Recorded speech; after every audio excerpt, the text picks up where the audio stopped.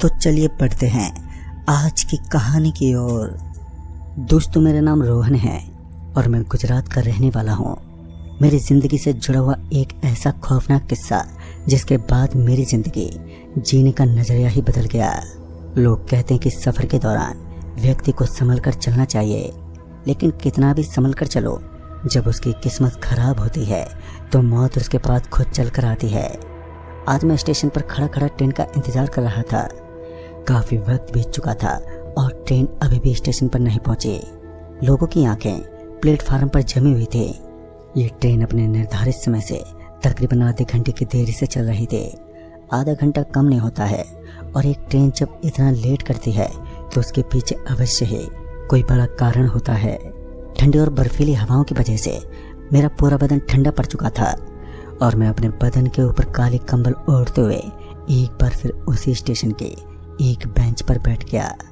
अभी मैं उस स्टेशन की बेंच पर बैठा ही था कि एक आदमी मेरे बगल वाली सीट पर बैठ गया और उस आदमी के हाल चाल मुझे थोड़े अलग और अजीब लग रहे थे। और इतने में ही मुझे ट्रेन के हॉर्न की आवाज़ सुनाई दी।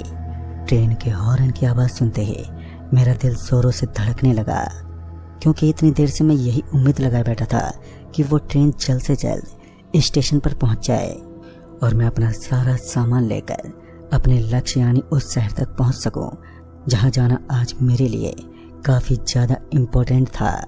अभी मैं ट्रेन का नज़ारा देखकर ट्रेन के अंदर चढ़ने ही वाला था कि मेरे पीछे पीछे वो आदमी भी उसी बोगी में बैठ गया जिसके अंदर मैंने अपने पैर रखे थे।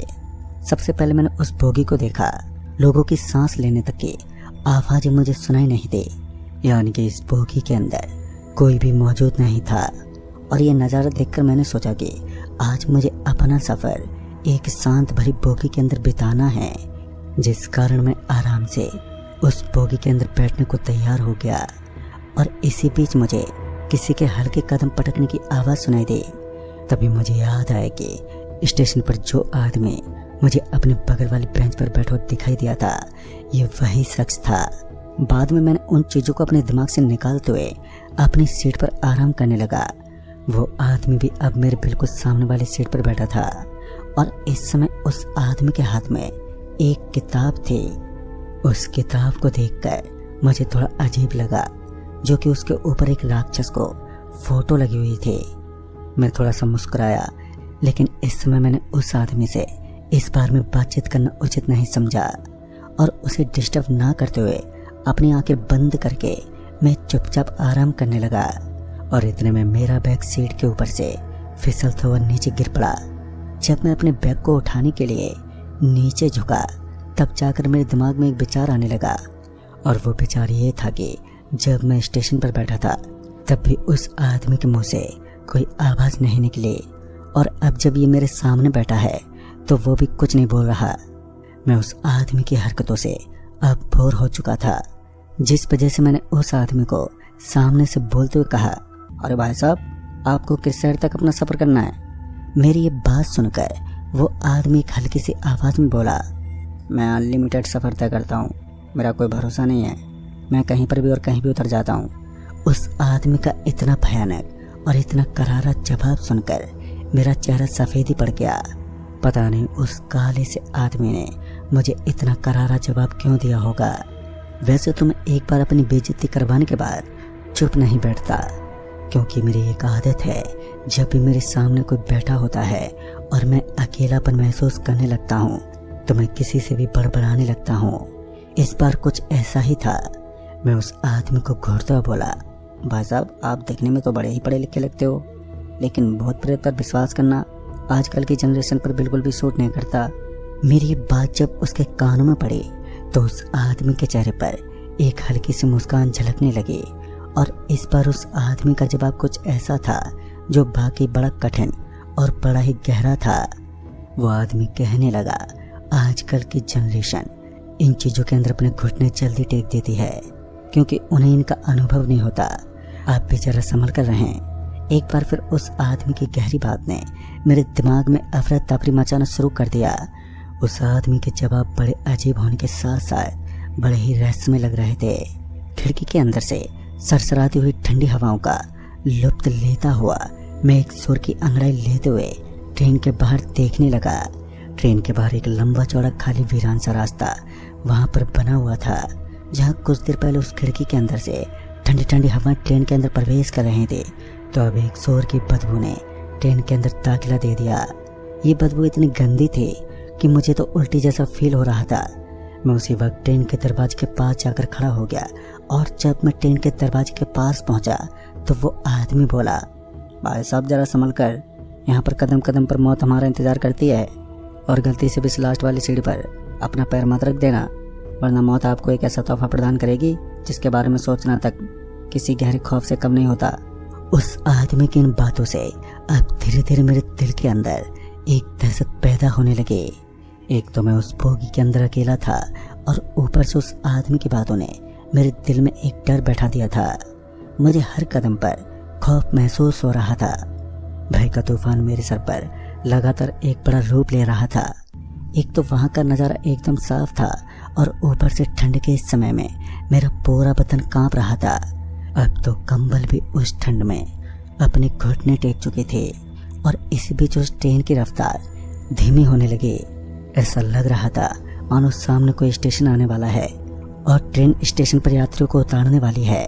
मैं भी थोड़ी राहत की सांस और खुली हवाओं का लुत्फ लेने के लिए अभी ट्रेन के दरवाजे पर पहुंच गया, और ट्रेन से नीचे उतरने की फिराक में था। इस वक्त जो स्टेशन आने वाला था, उस छोटे से स्टेशन का नज़ारा बड़ा ही कठिन दिखाई पड़ रहा था। पहले तो मुझे उस स्टेशन पर कुछ यात्री बैठे हुए नजर आए, लेकिन जब ट्रेन उनके और करीब पहुंची तो मैंने देखा कि उन यात्रियों के बीच किसी तरह की लड़ाई चल रही थी। पता नहीं किस चीज़ के बारे में वो आपस में लड़ रहे थे। और फिर वो कुछ यात्री उस स्टेशन से बाहर निकल गए, लेकिन सब कुछ उस वक्त मेरे दिमाग से तबाह हो गया जब मैंने उस सुनसान स्टेशन को देखा। पूरा का पूरा स्टेशन एकदम खाली था। खामोशी के साथ साथ घना कोहरा भी वहां पर छाया हुआ था। एक बार फिर ट्रेन ने अपने चलने का संकेत दे दिया। मेरे हाथ इतने ठंडे पड़ चुके थे कि मैं अपने ठंडे हाथों से ट्रेन के गेट को भी ठीक से नहीं पकड़ पाया। किसी तरह मैं उस बोगी के अंदर चढ़ तो गया, लेकिन उस ठंड ने मेरा शरीर बहुत बुरी तरह से जमा दिया था। मेरे हाथ और पैर मुश्किल से हिल रहे थे। मेरा पूरा का पूरा बदन ठंड के मारे अकड़ने लग गया था, पर उस आदमी के शरीर पर अभी भी ठंड का कोई असर नहीं था। मैं उस आदमी की हरकतों से बड़ा हैरान था। अब मुझसे रहा नहीं गया तो मैंने उससे कहा, अरे भाई साहब, एक बार ये किताब आप मुझे दे सकते हैं? लेकिन मेरी इस बात पर उस आदमी का कोई भी रिप्लाई नहीं आया। फिर मुझे लगा कि शायद उस आदमी को भूख पड़ते पड़ते नींद आ चुकी है, जिस वजह से मैंने उसके हाथ पर अपना हाथ लगाया, और जब उसने अपनी आंखों से बुक नीचे की तब मैंने एक ऐसा नज़ारा देखा जिसके बारे में मैंने कभी सोचा तक नहीं था। अब उस आदमी की आंखें हरे हरे रंग में तब्दील हो चुके थे, और उसके हाथों के नाखून अपने आप ही बढ़ने लगे।